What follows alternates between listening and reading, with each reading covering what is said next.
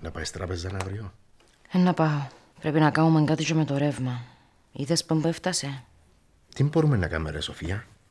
Θωρείς τα παιδιά μας εν προσέχουν. Το κομπιούτερ, τα φώτα συνέχεια αναμμένα. Εκτός που το πρωί μου είναι στο σχολείο. Λένε ο παπάς στο σπίτι και βλέπει τηλεόραση. Ένι βλέπει συνέχεια. Κουράζονται τα μάτια του.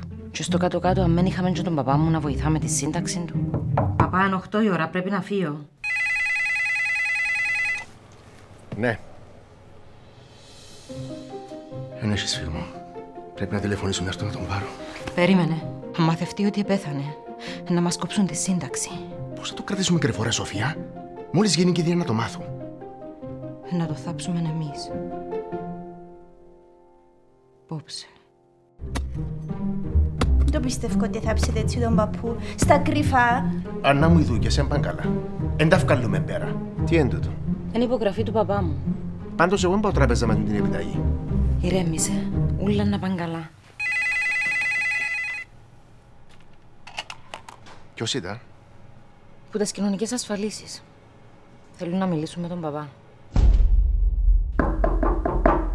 Εμπρός.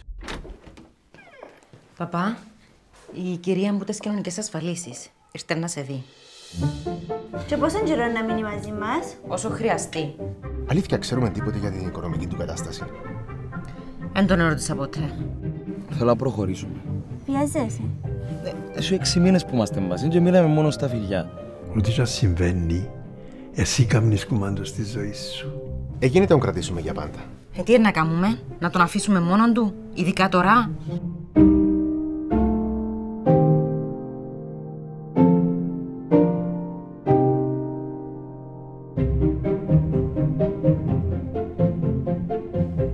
Πραγματικά, είναι ένας ήρωας.